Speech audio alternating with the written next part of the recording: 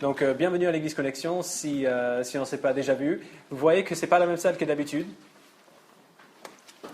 Ils nous ont prévenu qu'une ou deux fois, voire deux ou trois, dans les mois à venir, on aura besoin de changer de salle exceptionnellement, mais c'est vraiment exceptionnel. La semaine prochaine, on sera dans la salle habituelle. Il n'y a pas beaucoup de parents dans notre Église. C'est une réalité de notre Église telle qu'elle est aujourd'hui. Il n'y a pas beaucoup de parents, pas beaucoup de gens qui ont eu un bébé et qui ont élevé ce bébé. Mais vous étiez tous, normalement, à un moment ou à un autre, des bébés. On est d'accord? J'espère que c'est le cas pour tout le monde en tout cas. Vous étiez des bébés. Alors ce que je vais dire devrait avoir du sens pour vous aussi. Ce n'est pas juste pour les parents. On est d'accord, j'espère, qu'un bébé, peu importe où il est ou dans quel contexte, est un être humain. Rassurez-moi, oui, un bébé, c'est un être humain. Un bébé humain, je dis un garçon, une fille, c'est un être humain.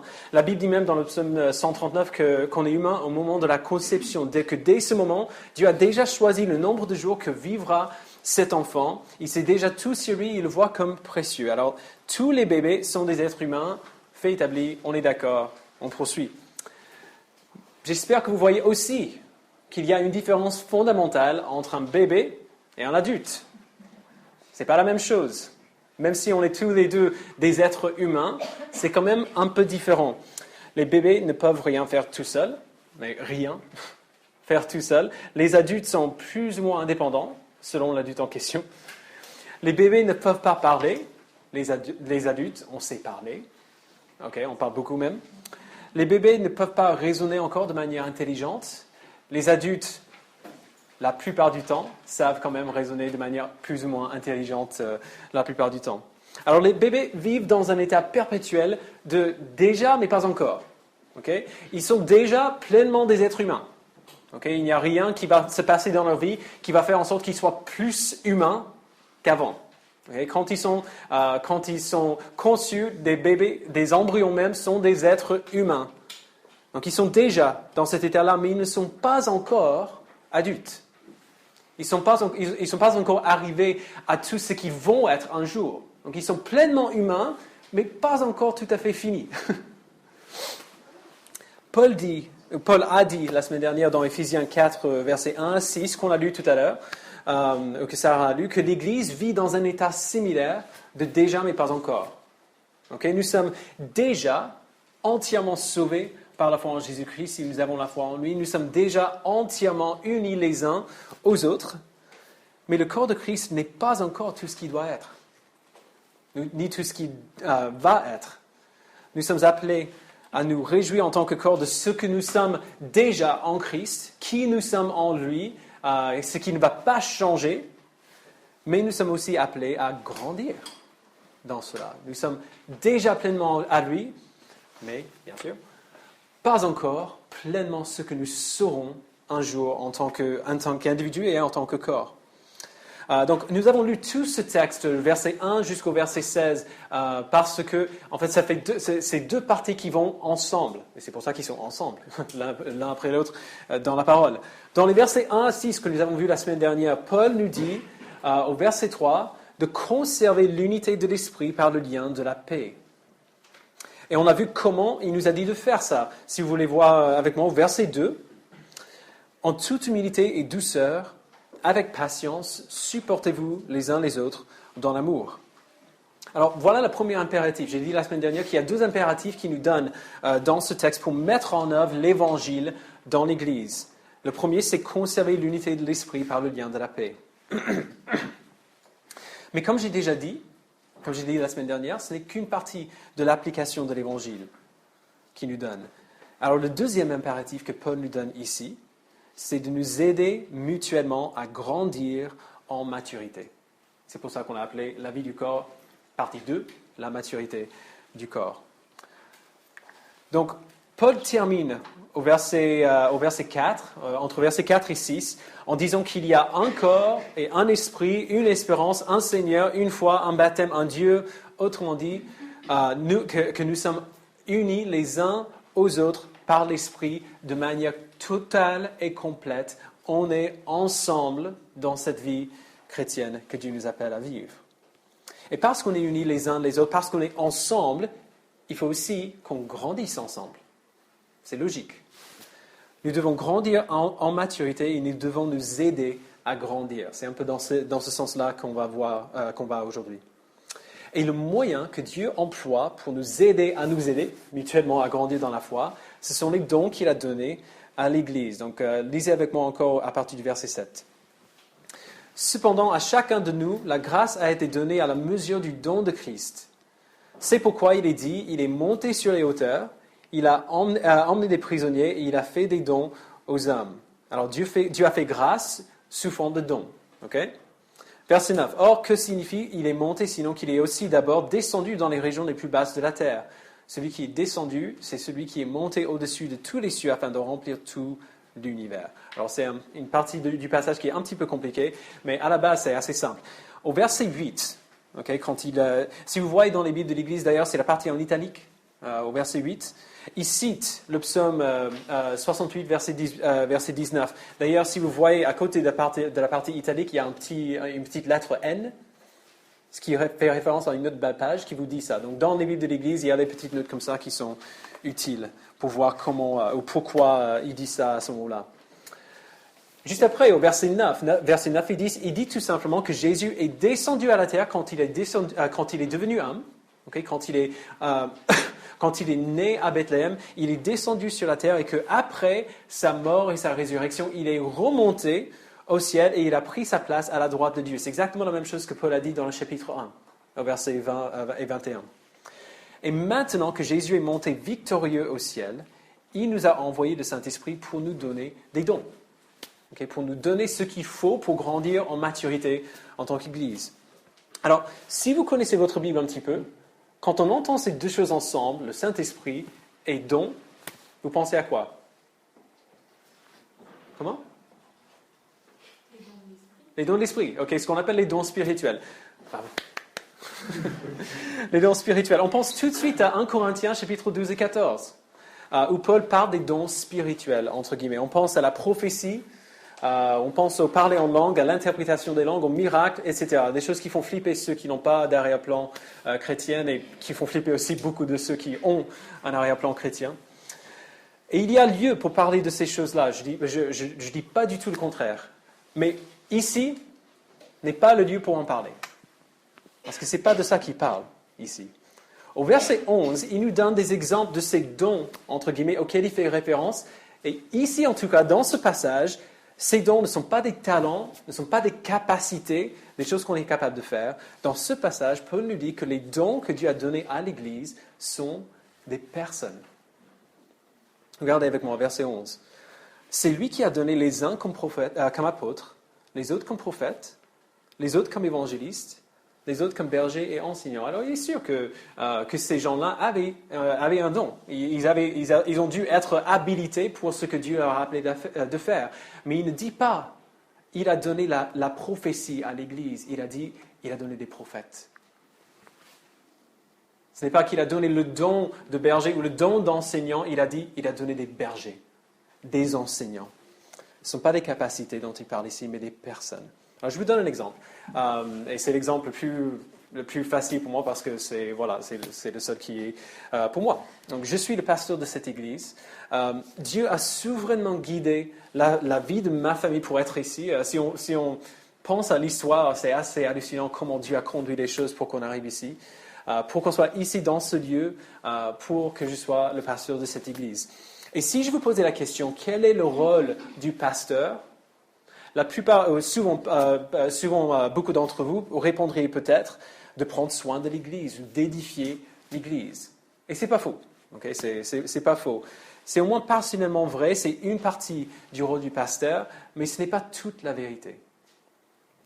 Paul dit que Dieu ne m'a pas donné à cette Église pour me mettre sur un piédestal, pour faire que je sois devant vous et que vous m'écoutiez parler toutes les semaines, ou pour me faire le travail de vous amener à la maturité même. Ce n'est pas mon travail. Il m'a donné à l'Église pour vous former à prendre soin les uns des autres.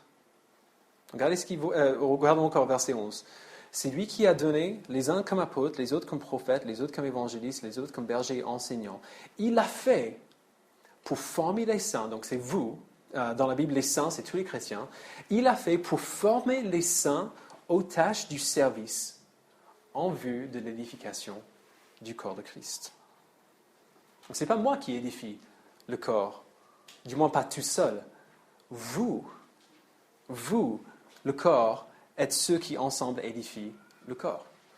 C'est comme ça que ça marche dans l'Église, c'est comme ça que ça devrait marcher dans l'Église. Le rôle du pasteur est de former les chrétiens à s'aider mutuellement, à grandir en maturité. Et pour ne pas que vous pensiez que je lis un peu trop entre les lignes, là, je sais que c'est possible d'imaginer que j'imagine un peu trop de ce texte. Regardez rapidement au verset 16, un petit peu en bas. C'est de lui, donc il parle de Christ, c'est de lui que le corps tout entier, bien coordonné et solidement uni, grâce aux articulations dont il est muni, tire sa croissance en fonction de l'activité qui convient à chacune de ses parties et s'édifie lui-même dans l'amour. S'édifie lui-même dans l'amour. Qui fait grandir le corps? Le corps. Une partie va faire grandir l'autre partie et vice-versa. Il a fait grâce à chacun d'entre nous et nous puisons toutes nos ressources de Jésus. C'est ce qu'il veut dire quand il dit « c'est de lui que le corps tout entier s'édifie lui-même dans l'amour ». Donc nous puisons toutes nos ressources de Jésus et nous mettons toutes ces ressources en œuvre pour nous aider mutuellement à grandir en maturité. Encore, les dons dont Paul parle ici ne sont pas principalement des dons spirituels, mais les personnes. Les personnes qui sont à côté de vous, qui vous entourent, sont ceux qui sont là pour vous aider à grandir dans votre foi. Les dons que Dieu a donnés à l'Église pour la maturité de l'Église sont les gens qui sont dans l'Église.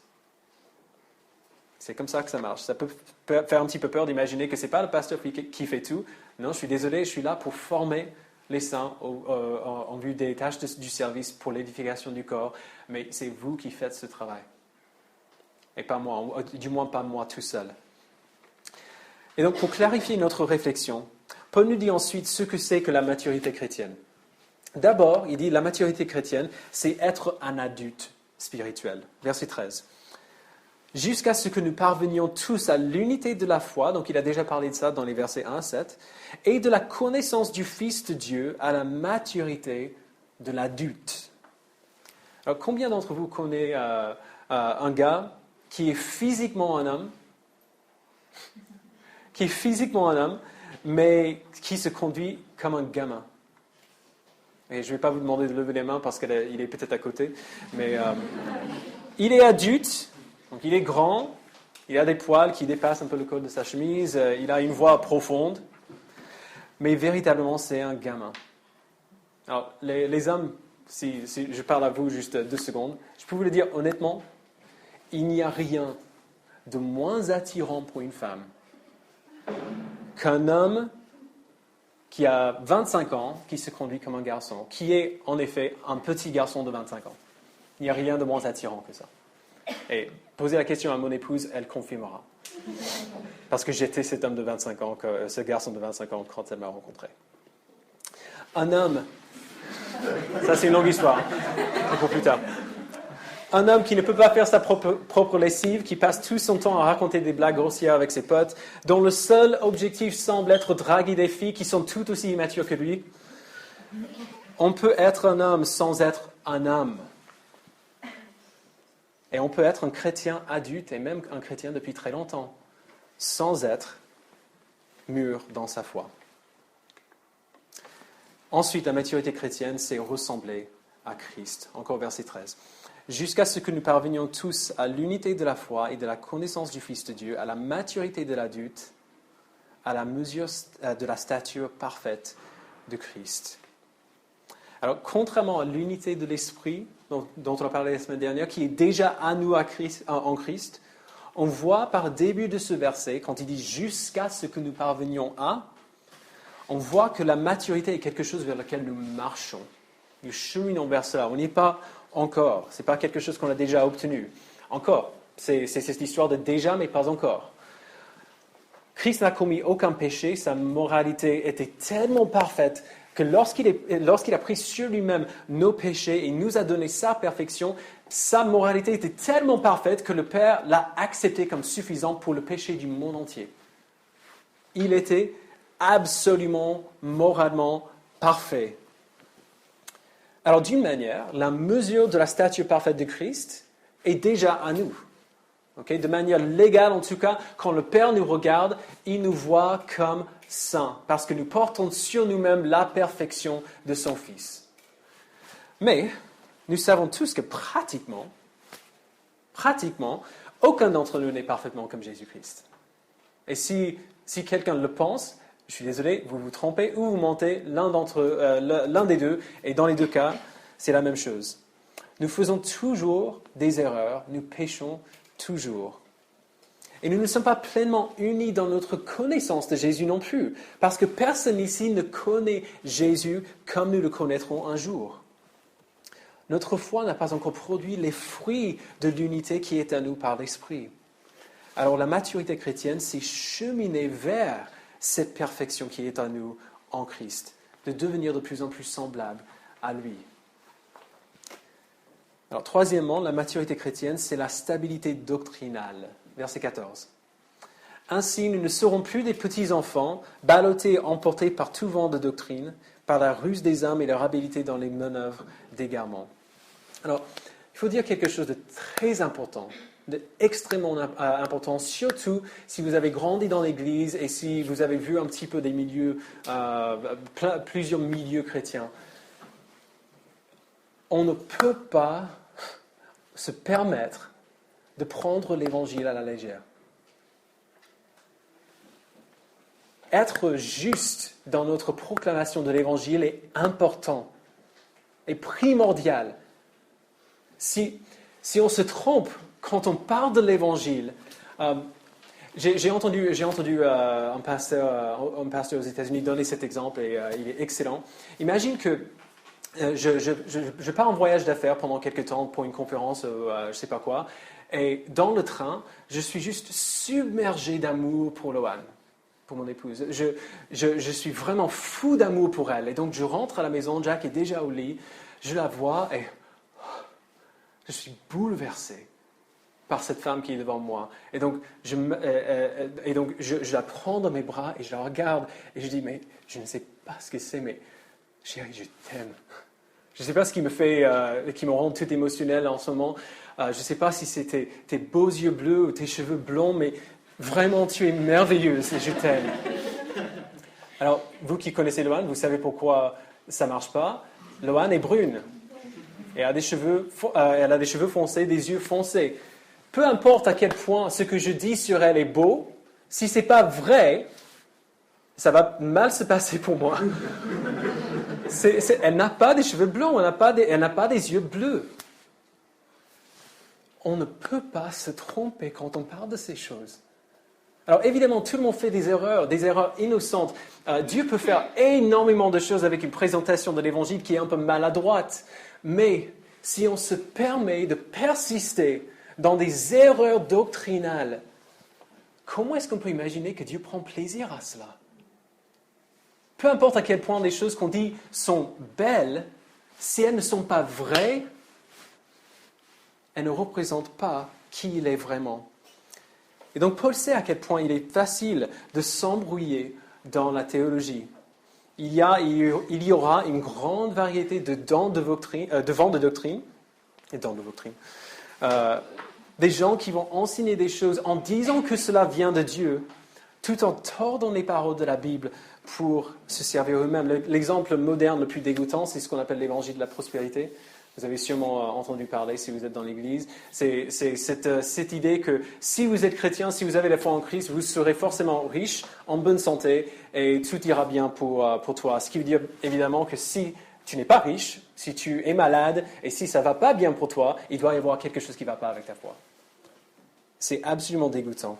Et Paul dit que la maturité chrétienne, c'est connaître assez bien sa théologie pour ne pas être dupé par de tels mensonges. Alors ensuite, il dit que la maturité chrétienne, c'est grandir vers Christ, grandir en Christ. Verset 15. Mais en disant la vérité dans l'amour, nous grandirons à tout point de vue vers celui qui est la tête, Christ. La croissance de l'Église en maturité chrétienne a toujours Jésus lui-même comme but. tout comme nous sommes sauvés en lui, comme Paul a dit, je ne me rappelle plus combien de fois dans les chapitres 1 et 2, c'est quelque chose qui se répète encore et encore et encore, en lui, en lui, en lui, tout comme nous sommes sauvés en lui, nous devons grandir en lui. Il est le but, et la maturité chrétienne veut dire grandir en lui. Alors voilà les deux impératifs de ce passage. Conserver l'unité de l'esprit dans l'Église et s'aider les uns les autres à grandir en maturité chrétienne. Conserver l'unité du corps en aidant le corps à grandir. Vous voyez comment ça marche et pourquoi ces choses sont complémentaires. Alors la question évidemment que nous avons envie de poser, c'est comment faire cela, non seulement en tant qu'individu, mais en tant que communauté, en tant qu'Église, en tant que corps, en tant que la famille de Dieu. Comment on fait ça?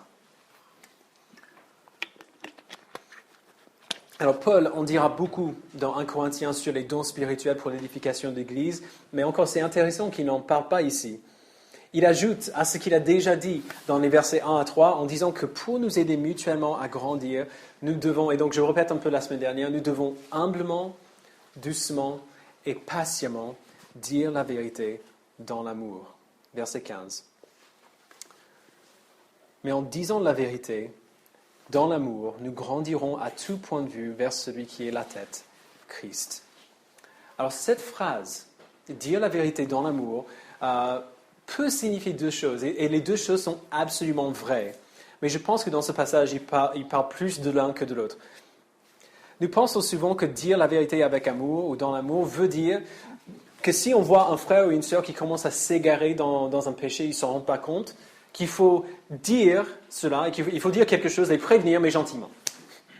En gros, on dit la vérité, mais gentiment, pour que ça se passe bien. Alors, même si c'est absolument vrai, j'exagère un petit peu avec le mot gentiment, même si c'est vrai que quand on voit un frère ou une sœur s'égarer dans le péché, il faut leur dire quelque chose, mais avec beaucoup d'amour, avec beaucoup de douceur, je ne pense pas que c'est ce que Paul a en vue dans ce passage, à cause du contexte plus large du livre. Donc, dans les chapitres 1 à 3, qu'on a vu au début de la rentrée dernière, il a exposé l'Évangile pour nous. Au verset 11 jusqu'au verset 13 de ce chapitre, il a dit que Dieu nous a donné des gens, des personnes pour nous aider à grandir dans notre connaissance de l'Évangile. Alors, étant donné le contexte, nous voyons que la vérité dont il parle, c'est l'Évangile. C'est l'Évangile. La vérité de qui nous sommes en Christ et ce que sa vie, sa mort et sa résurrection a accompli pour nous à la croix. D'ailleurs, plus tard, dans le chapitre 6, on voit avant, dans les chapitres 1 à 3, on voit aussi dans les chapitres 4, 5, 6. Dans le chapitre 6, il parlera de la vérité de l'Évangile comme faisant partie de notre armure avec laquelle nous combattons le diable et ses ruses. C'est la ceinture qui fait que le tout tienne ensemble. Il faut savoir aucune bonne volonté, aucune motivation positive ou même aucun amour ne fera le travail nécessaire pour changer nos cœurs et nous rendre comme Jésus. Il n'y a que l'Évangile qui peut faire ça. Ce qu'il nous demande de faire ici est impossible si on utilise quelque outil que ce soit à part l'Évangile. Nous devons connaître la parole de Dieu et parler de cette parole les uns aux autres. Dire la vérité de qui nous sommes en Christ et ce qu'il a fait pour nous et qui nous sommes en tant que famille de Dieu, de dire la vérité avec amour, de constamment prêcher les uns aux autres, nous rappeler de l'Évangile, nous dire ce que Jésus a fait pour nous à la croix. La manière la plus efficace, toujours, d'aider tes frères et tes sœurs à grandir, c'est leur rappeler de qui est Jésus et de ce qu'il a fait. Ça revient toujours au même. Nous devons constamment raconter la vérité de l'Évangile. L'Évangile devrait infiltrer toutes nos discussions, même les discussions banales. Alors, pas de manière bizarre. Il y a des gens qui arrivent à glisser l'Évangile dans des discussions et c'est vraiment... On voit très bien ce qu'ils essaient de faire. Et c'est assez maladroit. Mais vous avez déjà rencontré quelqu'un qui dans tout le temps, il parle de Jésus, tout le temps, il parle de l'Évangile, et c'est pas forcé. On voit bien qu'il fait pas ça pour glisser l'évangélisation dans une conversation normale, Non, c'est juste qu'il est tellement enchanté par l'Évangile, il est tellement amoureux de la parole de Dieu et de Jésus-Christ et de qui il est, qu'il n'arrive pas à s'empêcher d'en parler. C'est le genre de personne que nous devrions être. Il devrait constamment être dans nos esprits et il devrait constamment sortir de nos bouches. Alors, ma prière, c'est qu'on soit connu pour être un peuple qui est tellement enchanté par la vérité de l'Évangile qu'on ne peut pas s'empêcher d'en parler. Même dans les milieux et dans les situations les plus banales. Alors nous travaillons vers l'unité et la maturité en se supportant les uns les autres dans l'amour, de manière humble, douce et patiente, c'est ça qu'on a vu la semaine dernière, et en nous rappelant mutuellement de l'Évangile. En se rappelant bien que la vérité de l'Évangile, si on l'a vraiment compris, fait que tout nous rappelle de l'Évangile. C'est un cycle vertueux, disons. Si nous comprenons bien l'Évangile, tout nous rappelle de l'Évangile, et à fur et à mesure qu'on voit l'Évangile partout, on le comprend mieux. Et ainsi de suite. En disant la vérité dans l'amour, nous grandirons à tout point de vue vers celui qui est la tête, Christ. Verset 16, c'est de lui que le corps tout entier, bien coordonné et solidement uni grâce aux articulations dont il est muni, tire sa croissance en fonction de l'activité qui convient à chacune de ses parties et s'édifie lui-même dans l'amour. Alors, quelques implications de ces choses. Cette première implication, on l'a déjà vu la semaine dernière, ces impératifs sont de nature communautaire, on est d'accord? Pas individuel, on n'est pas sauvé uniquement en tant qu'individu, mais en tant que peuple, en tant que corps, en tant que famille de Dieu. Et ainsi, nous ne pouvons servir Dieu sans servir le corps de Christ. On fait tout cela ensemble. Ce n'est pas tout seul, chacun dans son coin, que ça peut se passer. Notre but dans le corps du coup n'est pas, premièrement, notre propre maturité, mais tout d'abord la maturité de mon frère, de ma sœur, qui est à côté de moi. Lorsque chaque membre du corps fonctionne comme il faut, le corps est édifié dans l'amour. Lorsque chaque membre du corps sert le corps fidèlement, tous les autres membres profitent de ce service. Ce qui nous amène à la deuxième implication. Si nous voulons grandir en maturité, c'est tout simple, nous avons besoin les uns des autres. On en a besoin. Si tu penses que tu peux grandir dans la sainteté tout seul, Paul dit que tu as absolument tort. Nous avons été adoptés dans une famille, dans un corps, et ce n'est que lorsque chacune de ces parties fonctionne correctement que les autres parties vont pouvoir s'édifier dans l'amour. Nous sommes rachetés pleinement, entièrement, mais le péché dans nos cœurs fait toujours la guerre contre nous. Le péché est notre ennemi, et comme toute guerre contre un ennemi envahisseur, il faut une armée pour le vaincre. Mais il y a un deuxième revers de cette médaille. Si nous avons besoin de nos frères et de nos sœurs pour grandir, alors nous sommes aussi responsables de nos frères et de nos sœurs.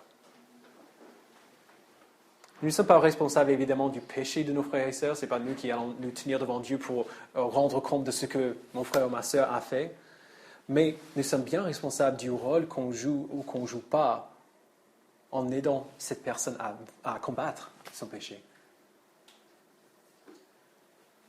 Nous devons tous ressentir le poids immense de cette vérité. Nous avons une responsabilité énorme. Les autres comptent sur nous. Nous avons besoin les uns des autres, ce qui veut dire que parfois il va falloir nous rendre vulnérables les uns aux autres, ce qui est très difficile pour un Parisien professionnel adulte. Parfois, souvent, certains d'entre vous sont excellents pour servir les autres, mais nullissimes pour se laisser servir. Je suis désolé. Dès qu'il y a un domaine où vous devez vous ouvrir un petit peu, ça devient beaucoup plus difficile. Et le besoin que nous avons les uns pour les autres, ça sous-entend que oui, il va falloir qu'on soit vulnérables les uns avec les autres. Nous avons besoin les uns des autres et on est responsables les uns des autres. Et cette responsabilité les uns pour les autres, cette vérité que l'Église est construite par des frères et des sœurs en Christ qui prennent soin les uns des autres, en s'aidant à grandir, C'est la raison pour laquelle, c'est juste entre parenthèses, c'est la raison pour laquelle on insiste tellement sur la communauté dans notre Église. C'est la raison pour laquelle on reste manger après les cultes et qu'on passe toute l'après-midi ensemble. C'est la raison pour laquelle on fait des études bibliques en groupe dans la semaine. C'est la raison pour laquelle on fait des groupes de disciples et qu'on vous encourage à vous trouver entre vous en semaine. Si l'Église est édifiée par les frères et sœurs qui s'aident les uns les autres à grandir dans la sainteté, l'aide qu'ils fournissent les uns aux autres sera pratiquement impossible s'ils ne se connaissent pas bien. La plupart des exhortations que l'apôtre Paul donne aux églises dans le Nouveau Testament sont impossibles à mettre en pratique en dehors d'une communauté intime. Ça n'a pas de sens en dehors de ces contextes-là. Comment tes frères et sœurs vont-ils t'aider à grandir ou à combattre ton péché s'ils ne connaissent pas tes luttes? C'est logique. Comment est-ce qu'ils vont t'encourager à ne pas chercher une fausse satisfaction de tes désirs, à ne pas être idolâtre, s'ils ne savent pas vers quelles idoles vous avez tendance à aller? Comment est-ce qu'ils vont vous encourager dans vos dons s'ils ne connaissent pas quels sont vos dons? C'est logique. Nous avons besoin les uns des autres et nous sommes responsables les uns des autres. Alors nous avons essayé de structurer l'Église de telle manière à ce que chacun et chacune a l'occasion de connaître et d'être connu par les autres qui les entourent. Alors pour conclure, j'aimerais juste regarder quelques exemples d'à quoi ça peut ressembler en pratique. Souvent, ça reste assez théorique, mais quand on arrive sur Terre, on a du mal à voir comment ça peut fonctionner. Nous avons vu que ce que Paul a dit concernant la maturité chrétienne, arriver à la stature d'adulte, ressembler à Christ, être solide dans sa doctrine, à grandir en Christ. Comment nous aidons-nous du coup en conservant l'unité de l'esprit à grandir dans ces domaines? On avait dit que la maturité dont Paul a parlé, c'est être un adulte spirituel, ressembler à Christ, la stabilité doctrinale et grandir en Christ. Comment on peut s'aider dans chacun de ces domaines à grandir en maturité? On dit la vérité avec amour. On dit la vérité dans l'amour. On utilise l'Évangile comme notre support. Si on a besoin de savoir ce qu'on peut dire ou ce qu'on peut faire pour chacun de ces contextes, l'Évangile. C'est toujours la bonne réponse. L'Évangile. Donc, par exemple, comment aider les chrétiens plus jeunes dans leur foi à arriver à l'état d'un adulte spirituel? Eh bien, qu'est-ce que Paul dit au verset 2?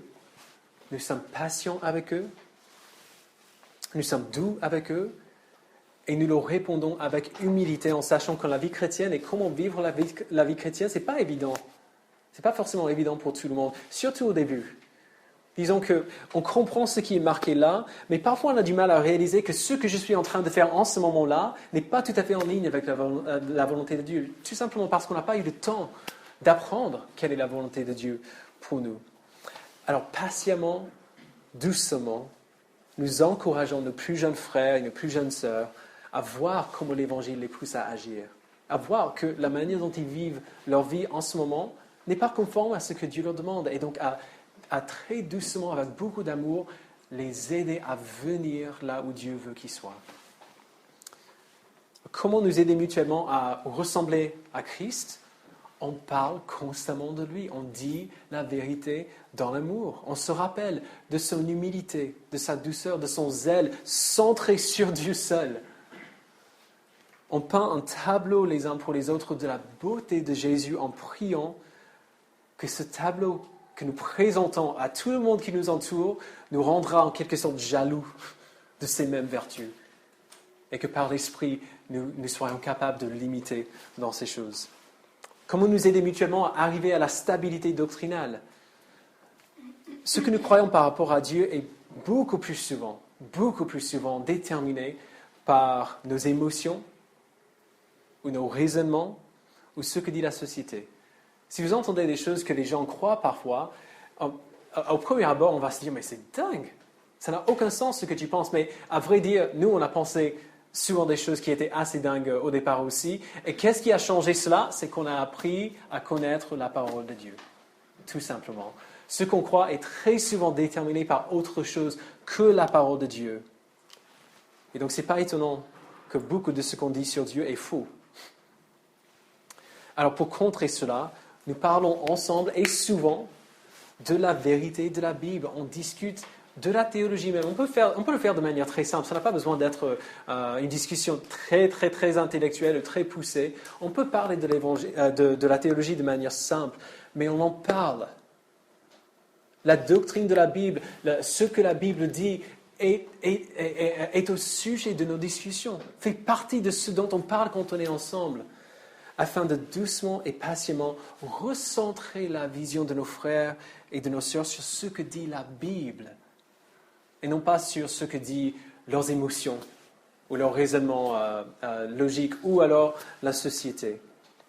Nous prêchons la vérité les uns aux autres, et nous recentrons toujours notre attention sur la parole de Dieu pour déterminer ce que nous croyons et pensons et disons. Et d'ailleurs, la parole de Dieu est profondément logique.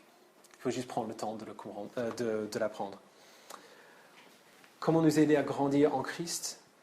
J'espère que vous remarquez que c'est la même chose à chaque fois. L'Évangile. On dit la vérité avec amour, on parle constamment de l'Évangile pour nous rappeler de comment nous avons été sauvés en lui et en qui nous grandissons en maturité. Alors, comme j'ai déjà dit plusieurs fois depuis quelques semaines, mais je dis plusieurs fois parce que ça mérite d'être répété, l'édification du corps n'aura lieu que dans le contexte d'une communauté où on se connaît et où on est connu par les autres. Nous devons nous rendre disponibles les uns aux autres et nous rendre aussi disponibles pour les non-croyants aussi. De les inviter à venir regarder comment nous vivons ensemble. À quoi ça ressemble la vie chrétienne en communauté. Et d'ailleurs, si vous n'êtes pas croyant aujourd'hui, je termine avec ça, nous vous invitons justement à faire cela, à venir nous observer, à passer du temps avec nous, non pas pour que nous essayons de vous faire avaler plein de choses que vous n'avez pas envie d'avaler. Si vous ne voulez pas en parler, ce n'est pas obligé qu'on en parle. Mais on vous invite à venir observer, à regarder ce que ça donne.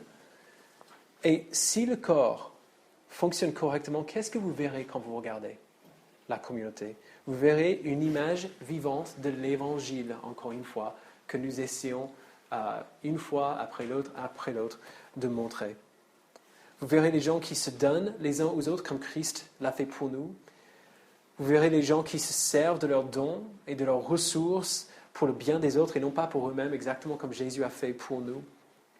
Vous verrez des gens extrêmement imparfaits, des gens très imparfaits, qui n'ont aucune mérite en eux-mêmes, qui ne méritent aucune bonté de la part de Dieu et qui ont tous reçu la grâce de sa main. Et je le prie, vous serez convaincus que si Dieu a accepté de faire grâce à nous les crapules de l'Église Connexion, il peut absolument vous faire grâce aussi. Prions.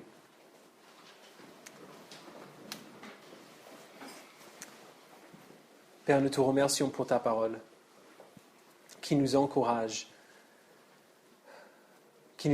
à vivre ensemble. Aide-nous, Père, à rejeter cette idée individualiste de notre société qui nous fait vouloir tout chercher pour nous-mêmes, qui nous fait tout construire dans nos vies autour de nous-mêmes, de ma vie, de ce que moi je veux. Aide-nous à voir, Père, que tu nous as sauvés en tant qu'individus, oui, mais tu nous as sauvés en tant que communauté, en tant que famille, en tant que corps de Christ, et que nous ne pouvons pas vivre une vie pour toi, qui ne soit plus qu'une demi-vie, en dehors du contexte de cette communauté. Aide-nous, Père, aide les personnes qui sont ici, qui fassent partie de cette Église ou non, peu importe que ce soit ici ou ailleurs, Père, donne-leur de trouver une communauté dans laquelle ils puissent faire partie. Et donne-nous, Père, de mettre en pratique ces choses, d'être tellement émerveillés par l'Évangile que tout naturellement, nous avons envie de faire comme Jésus-Christ et nous investir dans la vie les uns des autres. D'être doux et patients et humbles les uns avec les autres et de dire la vérité avec amour, afin que mes frères et sœurs puissent aussi bénéficier de cette compréhension merveilleuse que tu nous donnes de l'Évangile. Merci, Père, pour ces choses. Nous reconnaissons que toi seul peux les faire en nous. Nous reconnaissons que notre communauté ne peut pas faire ça tout seul. Nous avons besoin de toi. Alors je prie, Père, construis ton Église. Construis la communauté de cette Église. Et fais en sorte que sa gloire soit manifestée dans notre quartier, dans notre ville, par le témoignage de la vie de cette communauté. Que ce soit tout pour la louange de ta grâce glorieuse. Merci, Père, au nom de ton Fils. Amen.